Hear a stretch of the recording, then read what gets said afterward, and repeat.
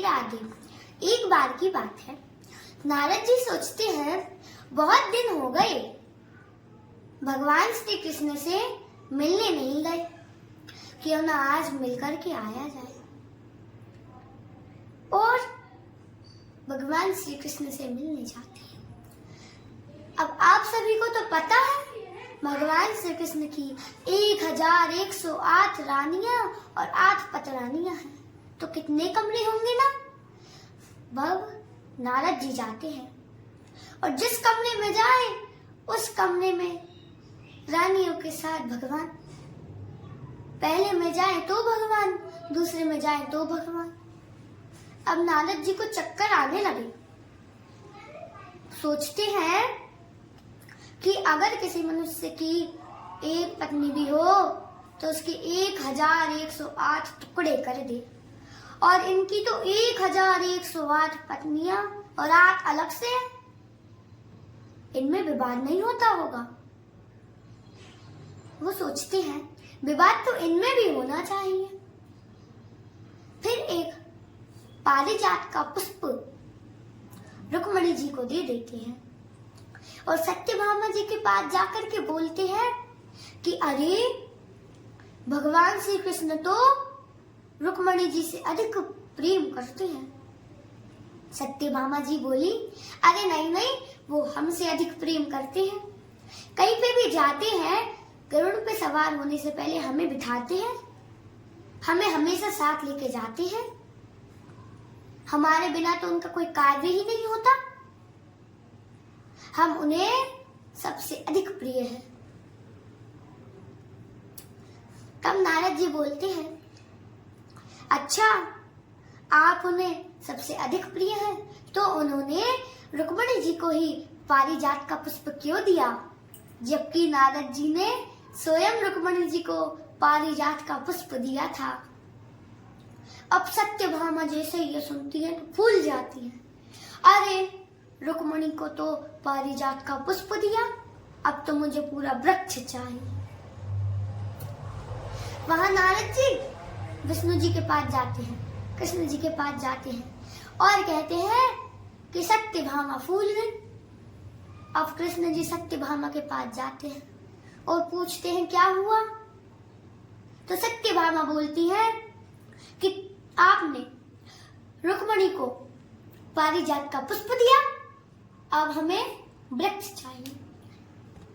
तो प्रभु गरुड़ पे सवार होते हैं, रुक्मणी जी को पुष्प दिया था, लेकिन प्रभु ही सोच रहे हैं मैंने तो इन्हें पुष्प दिया ही नहीं। और सत्यभामा से बोले तो वो मानने को तैयार नहीं। गरुड़ पे सवार होते हैं, सत्यभामा को भी बिठाते हैं, वो भी बैठती है और इंद्रलोक पहुंचते हैं। इंद्रलोक में इनकी पत्नी सची, उसके आंगन में पारिजात के ही वृक्ष लगे थे। पहले तो गरुड़ उनसे मांगते हैं, वह नहीं देते तो युद्ध चलता है। फिर गरुड़ उनसे पारिजात का वृक्ष छीन ले आती है। फिर भगवान श्री कृष्ण पारिजात का पेड़ सत्यभामा के आंगन में लगवा देते हैं। अब एक बार भगवान श्री कृष्ण सोचते हैं कि इन सब की डिमांडें तो बड़ी बड़ी हैं, अब मैं भी तो देखूं कौन मुझसे कितना प्रेम करता है। और वही देखने के लिए वे अस्वस्थ हो जाते हैं, बीमार पड़ जाते हैं, पेट दर्द का बहाना बनाते, अरे जोर से पेट दुख रहा है, कोई वैद्य को बुलाओ, बहुत जोर से दुख रहा है। अब उनकी जितनी भी रानियां थी, पतरानियां थी, सब चिंतित, अरे अब किस वैद्य को बुलाएं। बड़ी बड़ी वेदों को बुला दिए। सब वेद देखते हैं, कोई उपाय नहीं कर पाते। फिर उनसे वेद कहते हैं एक कि अगर आप में से कोई अपने चरणों की रज इनके माथे पे लगा दो तो इनका पेट दर्द ठीक हो जाएगा। और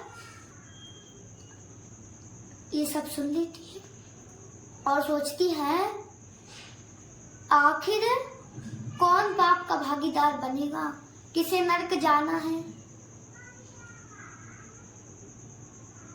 कोई अपने पैरों की रज नहीं देती।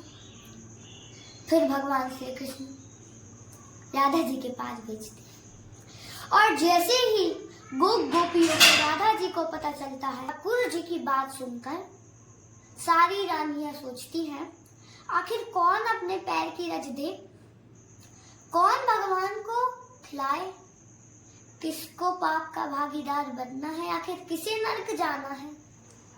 कोई नहीं देता। तो अक्रूर जी से कृष्ण जी कहते हैं तुम वृंदावन जाओ, राधा रानी के पास, गोपियों के पास।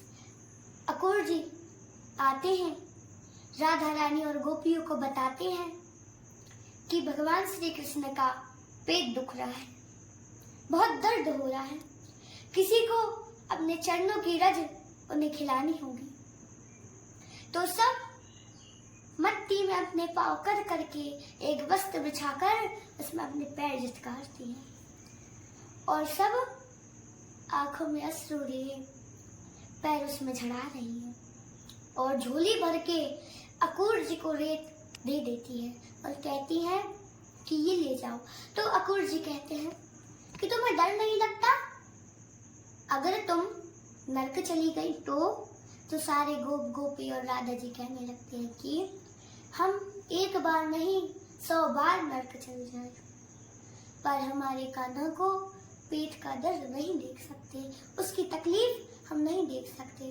अक्रूर जी आंखों में अश्रु लिए भगवान श्री कृष्ण के पास ले आते हैं और उन्हें वो रज खिला देते हैं जिससे उनका पेट का दर्द ठीक हो जाता है।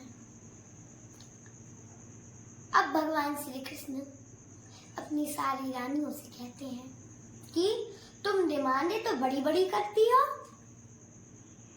और जब राधा जी का बरतान मैं बताता हूँ तो मुंह फुला लेती हो कि हमसे बड़ा सुंदर कौन है, कौन अच्छा है। अरे राधा तो मन की साफ है, तुम सब तो नरक जाने से डर गई पर वह नहीं डरी। गोपियां राधा मुझसे बहुत प्रेम करती हैं। इस तरह सारी रानियों का अहंकार नष्ट हो जाता है। राधे राधे।